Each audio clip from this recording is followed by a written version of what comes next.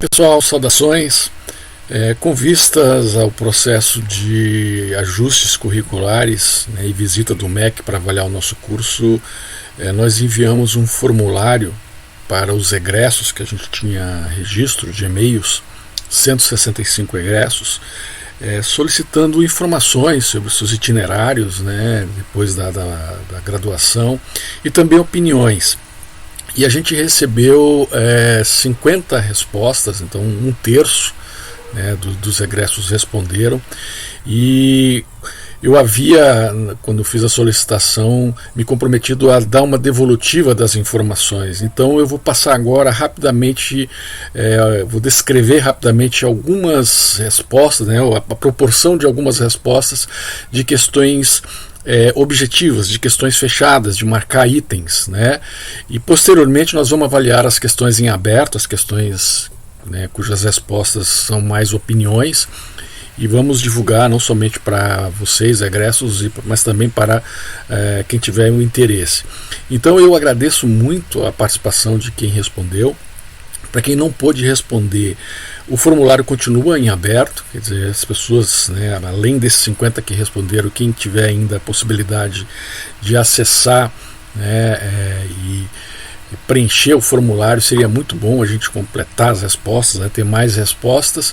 E rapidamente então eu vou apresentar para vocês quais são as questões iniciais, né, que podem dar uma ideia para a gente sobre esse perfil.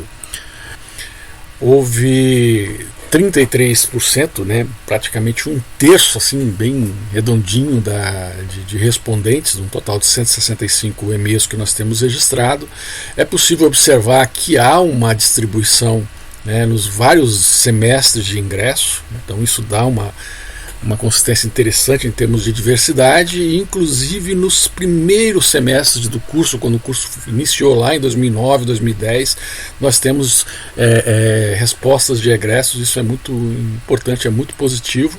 Da mesma forma, se a gente considerar o ano de formatura, o semestre de formatura, também há uma distribuição dos vários semestres, né, o que dá uma significância interessante para esse levantamento. Se a gente for calcular, né, dos que responderam, dos 50 que responderam, qual foi o tempo médio de formação na graduação, nós vamos ter um tempo médio de 4,7 anos, né, em torno entre 9 e 10 semestres letivos. E isso, para um curso noturno, é uma média baixa, eu diria. Embora, né, seja somente um terço dos respondentes, a gente não possa generalizar essa média como a média da formação, né? Também não contamos aqui nesse cálculo aqueles que desistiram, né, do curso, que se retiraram do curso, que são os que realmente terminaram o curso, mas essa é a média que a gente tem dessa pequena amostra aí de um terço, 4,7 anos.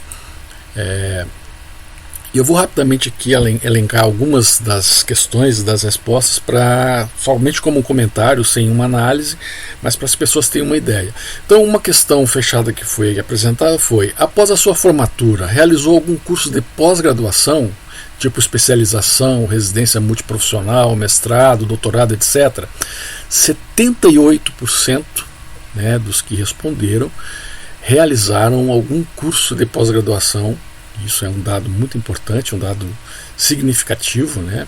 Quer dizer, uma proporção muito alta dos nossos egressos realizando cursos de pós-graduação. Na questão seguinte, né, dentre aqueles que realizaram, né, dos 50 a 39 responderam que realizaram, desses 39, quais foram os cursos mais acessados. Então, as especializações, os cursos de especialização de tipo estrito senso, mais de 300 horas, em torno de 40%, aproximadamente 40% dos nossos estudantes realizaram esse tipo de curso de pós-graduação. Temos um contingente significativo, né, de 15%, realizando mestrado acadêmico. Também tem alguns que realizaram mestrado profissional e já temos gente no doutorado acadêmico, né? Já tem 2 aqui que responderam que estão fazendo doutorado acadêmico, que é uma questão muito importante. E uma das alternativas mais utilizadas é a especialização, chamada especialização lato sensu, especialização em serviço, da chamada das residências multiprofissionais, em que nós temos uma proporção aqui de 20%. Então, 20% daqueles que realizaram cursos de pós-graduação entre os nossos egressos fizeram a residência multiprofissional, ou estão fazendo, né? Também a questão 6 está relacionada com essas 2, né, anteriores, e a pergunta que é feita é: desses cursos de pós-graduação, de especialização, quais são as áreas?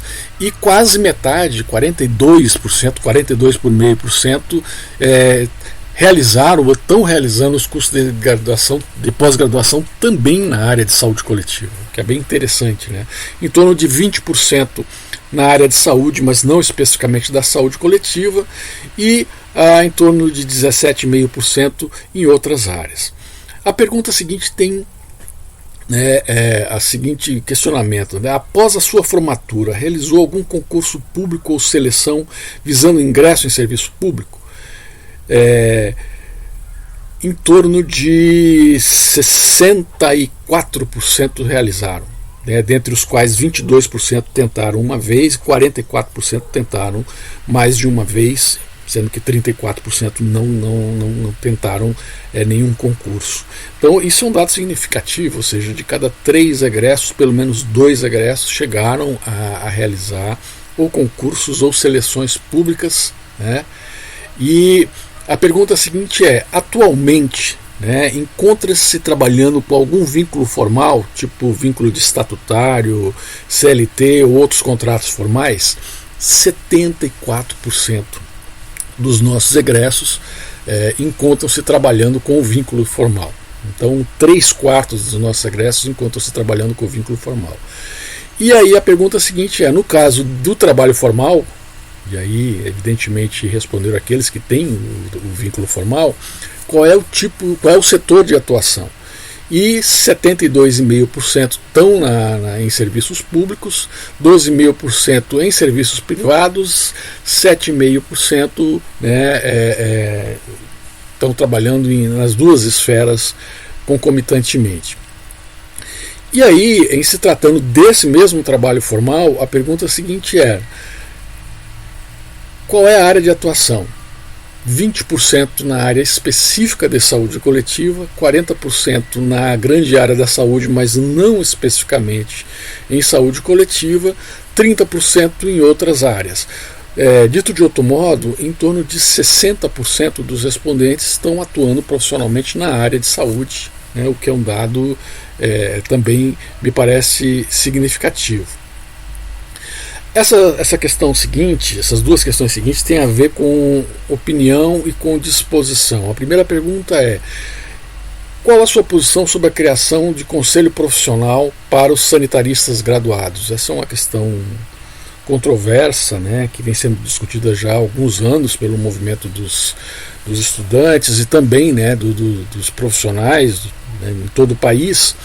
Mas ela foi apresentada para a gente aferir um pouco qual é a tendência de opinião dentre os nossos egressos. Em seguida também tem uma resposta aberta para justificar. Nós não vamos analisar agora as questões abertas, né?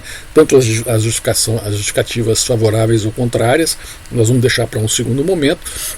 Mas nós temos aí, vocês estão observando, em torno de 78% se posicionam, né, favoráveis à criação do conselho profissional, dos conselhos profissionais, 6% se posicionam contrariamente, 14% não se posicionam nem favorável nem contrário, e 2% preferiu não responder, que corresponde a 2%. Então fica claro assim que há dentre os respondentes pelo menos uma maioria que concorda, né, com essa criação do conselho profissional. É claro que aqui nós não estamos discutindo quais seriam os termos, né, e tudo mais, mas é uma tendência, né, com relação aos nossos egressos. E por fim, como a gente está num processo de ajustes curriculares, foi perguntado se haveria a disponibilidade dos respondentes em opinar com relação à reforma curricular que está em discussão agora, o ajuste curricular que está em discussão. Está meio borrado aqui, mas 78% também se dispuseram, né, a contribuir. Isso nos dá um indicativo muito claro que, na medida que a gente for avançando na discussão sobre as propostas do ajuste curricular, a gente possa consultar os nossos egressos, ouvir as suas opiniões, as suas recomendações, as suas proposições, não só por e-mail, à distância, mas também presencialmente a gente pode convidar para esse debate, e por isso a gente agradece muito. E termino essa breve apresentação só reiterando aquilo que eu já disse antes, quer dizer, tem questões abertas, né, de opiniões sobre a importância do curso para esses egressos, do que foi o curso para esses egressos, a questão das justificativas sobre posicionamento de criação ou não do conselho profissional, mas essas questões nós vamos analisar. São questões que a análise precisa ser categorizada, precisa melhor trabalhada, uma análise qualitativa, e vamos apresentar também num relatório. E mais uma vez, né, encerrando, eu agradeço a participação de quem respondeu e deixo em aberto ainda a possibilidade para quem não respondeu poder contribuir com as suas informações e as suas opiniões. Um grande abraço para todo mundo.